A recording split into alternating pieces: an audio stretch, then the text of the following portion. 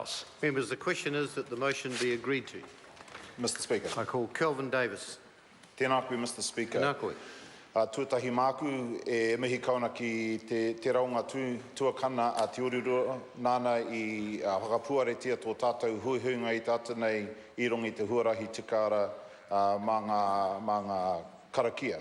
Tuarua ki a koutou e Taranaki iwi, tēnei haumihi atu ki a koutou i taumai nei ki raro i te tūnei o tō tātou whare.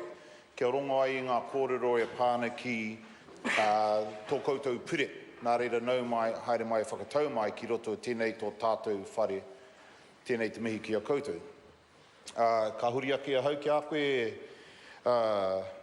e mahara, mihi kauna ki a koe, nau nei whakapau o kaha i tō wā i roto tēnei whare, i nai nei e whakapau anō kaha hei whakatau i ngā kreme, nā reira ka mihi ake a hau ki a koe mō o mahi. Mr. Speaker, first of all, I'd just like to say that I'm disappointed at the exchange that I've seen this morning between members across the House.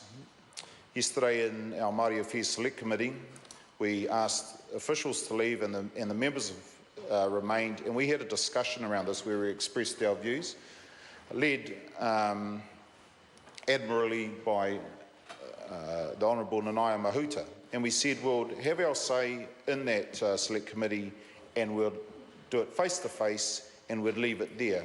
So it's really unfortunate to see that the confidence of the Māori Affairs Select Committee, a committee that generally works very well together, that's been broken. And it was disappointing to see those exchanges because to me it was posturing when we had our say yesterday, and it should have been left in the room there. Mr. Speaker, this second reading is a time to talk about the people and about the bill. And so we need to do that. Taranaki iwi, along with the other iwi around Taranaki Maunga, were subjected to some of the most atrocious conditions by colonial forces back in the time. Some 1.2 million acres of land was confiscated from them. Now, if we put that into context for today, with our population of 4.8 million, 1.2 million acres would in fact provide a quarter-acre section for every New Zealander alive today. That's the extent of the confiscation of the land in that time. And we need to reflect on just how great an impact that sort of confiscation would have on a people. And I think it was the first reading where I said, if somebody came and invaded our country and confiscated land, we'd go to war to defend ourselves. And quite frankly, that's what, well, actually it's not quite what Taranaki did. In the first instance, they resorted to peaceful resistance. Now, people who resort to peaceful resistance were then arrested in their hundreds, most of them detained without trial, and yet nothing happened to the invader. In fact, the invader was in fact rewarded for their acts of aggression and consequently now possess most of the land in Taranaki, leaving Taranaki iwi basically landless.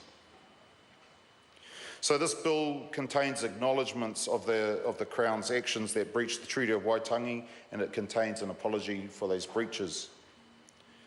The apology and the quantum that is being returned, and I heard from the Minister, some $200 million will go into the Taranaki region.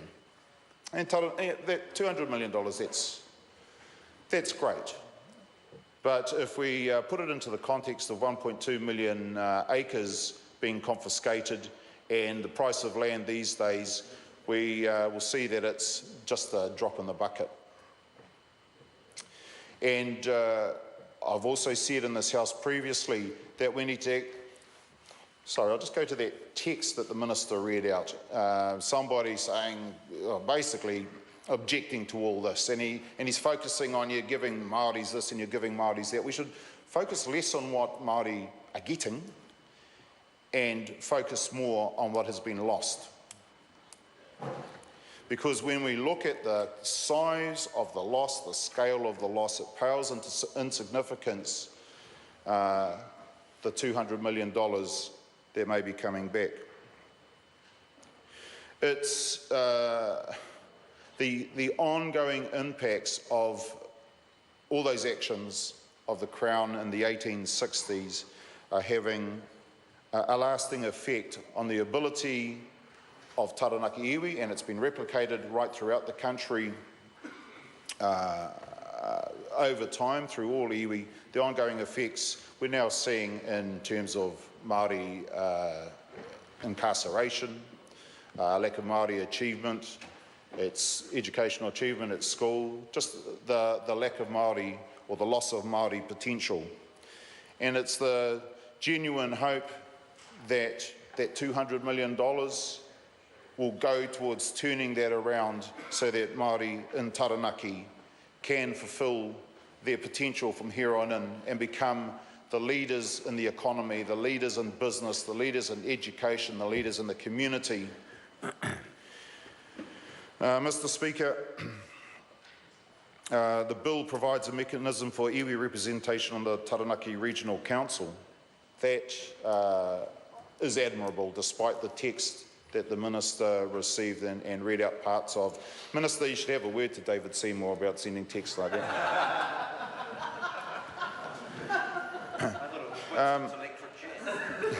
The iwi are able to nominate 3 members for appointment to the Committee of the Council.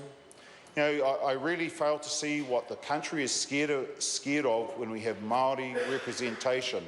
Let's face it, Māori are the conservative, environmentalists, into conservation, into doing what's right for communities and for the environment. Really, Māori participation in council and decision making is only going to bring strengths to the Taranaki region, and it's not something that Pākehā should ever be scared about. The fear is really something that's self-generated and self-perpetuating. Mr. Speaker, the bill provides for changes to place names, and one of those place names is St. George's Redoubt.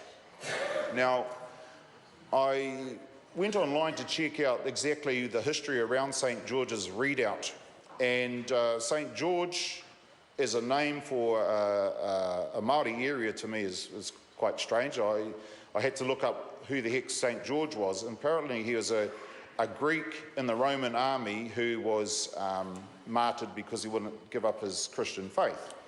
Now, that's honourable, but what does a Greek Roman soldier have to do with Taranaki?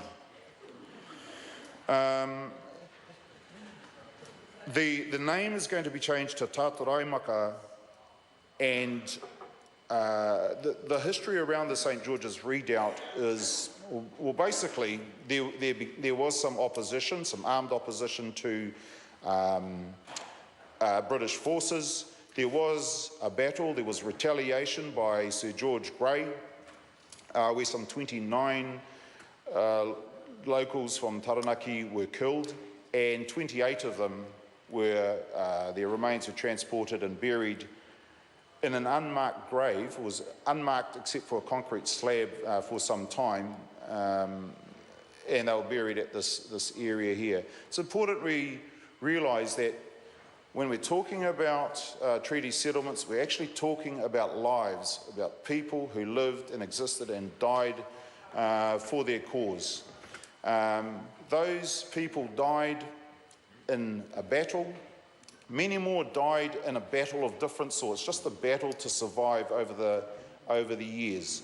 That's why it's really important that we do settle these claims, and that's why I look forward to the swift passage of this bill through the House and through all its stages. Nā reira, huri rauna, I tō tātou whare, tēnā koutou, tēnā koutou, tēnā tātou katoa. Mara